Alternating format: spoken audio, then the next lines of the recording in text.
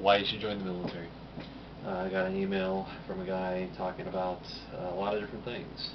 He wants to go through the Army, go infantry. He's a short guy, about 5'3", 5'4". Um, so let me answer some of those questions real quick. Um, what kind of shape should you be in before you go join the military? It doesn't matter. You will you will get in shape. I would recommend checking out the blood type diet. You can find the books at any health food store, or I don't know about any health food store, but at major bookstores you can find it. And the reason why I recommend it is because essentially it's what I wish I had read before I joined the military. But in particular, it'll prevent a lot of health problems, and also help you in dealing with stress and help your body work more efficiently. You'll have a lot of food, and if you know how to eat a proper balanced meal, you'll do well. And I don't know, I kind of got a feeling, or wonder if you're O blood type. But that's something that's related to that diet. Um, the You can work out in simple things, push-ups, sit-ups, and running. They will make sure they'll do a sort of qualification thing, push-ups, sit-ups, and like mile-and-a-half jog before they send you on to actual basic training. And if you don't pass that, that's when they would have you do some remedial training. Um, and since you're 27, this guy's 27, um, yeah, I would recommend doing some workouts beforehand, just to be on the safe side. But also, that will prepare you for the physical stress that you're going to be putting yourself through. Upper body strength, yeah, I mean, it doesn't hurt. So doing some pull-ups, um, and swimming as well. I can't stress enough just uh, the benefits that swimming has, because it really, in my opinion, it works out more of your muscles than any of those other exercises, and will keep you ready and prepared for when it's time to go. It's also a good way to start building up your body to strength, since you're putting as much effort as you can, and that's what you're going to get out of it. Um, since I really don't want to be showing off for the drill instructor. Something else which I've been thinking about is, you know what? The thing about basic training is that it doesn't matter if you show off. As long as you do it in a good way, not a bad way. There are some guys who they just couldn't really. It was hard for them to adjust to the change in lifestyle and environment, and so they couldn't really take things too seriously. There's other guys who would just freak out and be nervous as heck about everything. Um, and it's kind of how your personality works and how you can adjust to it all. The drill sergeants, the people who do the thing, time after time, and they do it for years, they get a little tired, a little fed up with it all, and they don't mind having a little bit of fun. They don't mind. I think they don't mind guys who display a little bit of their personality and try to have a good time. The other thing is, nobody there is your enemy.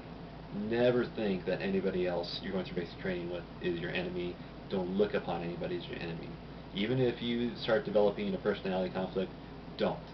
And I guess I got lucky, because the only issues there seemed to develop was just people not bathing, and that was because there were some guys who they could not uh, go into the showers, even though they're individualized stalls, but they couldn't go into the showers when there's other people present, and they would wait till lights out, and then they would go take a shower. Which some drill sergeants they didn't seem to like, but in my opinion, that's not you know, that should be allowed some leeway, since it is more of a private issue about your body. I mean, heck, before I got into basic training, there was a guy who was from Bangladesh, and that guy would shower wearing shorts, and that's an issue, because that can lead to crotch rot. So, and I warned that guy about that too. That would help me not be so strained right there. So stuff like that. And a growing fear that the recruiter will lie to you. Now, the recruiters, there's always exceptions to the rules, but a recruiter will not lie to you. A recruiter may not know all the facts, may not know everything. Recruiters are human, just like anybody else, and also it's a job, and they have to work at and deal with a bunch of different people, a lot of different things, and it can be overwhelming to them, or it could be a mountain of paperwork that they have to deal with. So there could be things that can get lost in the cracks. I would recommend anything the recruiter says, write down, especially hard facts and stuff you want to make sure of. And stuff, anything which you kind of nags the back of your mind or that you wonder about, or anytime a question comes up, take out a piece of paper, start writing it down, and then if you really are concerned, check with somebody, check with another recruiter, call up another place, ask if you can speak to another recruiter, or somebody who's been in, especially in the job position that you're looking at or looking for. And since you're talking about infantry, just realize that there's a whole range of opportunities available to you from that. And in my opinion, just keep plugging away at them. Try, don't think that, okay, if I go infantry because that's all I can do, and this guy is also he's ESL. Don't think that you are limited by just picking infantry and not knowing what else is there. Really actively say, all right, give me everything that I can, because what will happen is that if you don't succeed at something, well, they'll either switch you to something else, or that's as far as you go. And in my opinion, since there is more things that are available and you get more money for that, yeah, pursue as many different options as are available to you. Let's try to push other things. It's just sorry, some of these more that have a lot of their talents. When you're in Iraq, if you do go overseas to the Middle East, you may not have time to do anything beyond being deployed, because as it stands, there's a lack of people. So when you do have downtime, you'll be too busy sleeping and just trying to relax and enjoy life, since you have so little time to just enjoy and not worry about being shot at or killed. So while you're overseas, you may not have opportunity to go to college, but look into online courses and bring a laptop along.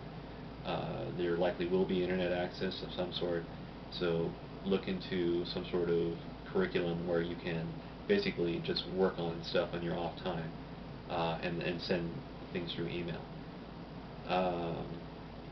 But I would recommend a musical instrument of some sort, books, plenty of books, especially things which you'd always thought, well, I always thought about checking that out or looking into that. And I would also recommend, but there's different things there's different groups which are now looking to bring video games and exercise equipment to the Middle East. And that's good, because in some cases you're just stuck in little small confined spaces, and you get a little cabin crazy, or cabin fever from being stuck in there. So it's good to have diversions like that, and the more diversions the better. The more different versions the better. And so I don't have a family that can offer advice. Yeah, you'll develop a new circle of friends and a social circle. The military will become your new family, and that's a good and a bad thing. But ultimately, the people around you should have your best interest at heart, and they should always be, thinking about what is important for you, for everybody. And anybody who's not doing that, who's not looking out for you, and not, making sure that you're doing well, and not, and is not concerned about you advancing, that person is doing a disservice to you. It's part of the non-commissioned officers, code and credo, is that we are supposed to look after people. So, so you can come across people that they're not always the best or the smartest, and especially if you're going infantry. There is a fair number of people who they're not fully aware. There's a little ignorant of some things, and it happens, and it's just because hey, we're all human. But don't just realize there are opportunities, there's good opportunities, and communication can be more beneficial, and will help with your English. So I hope that helps.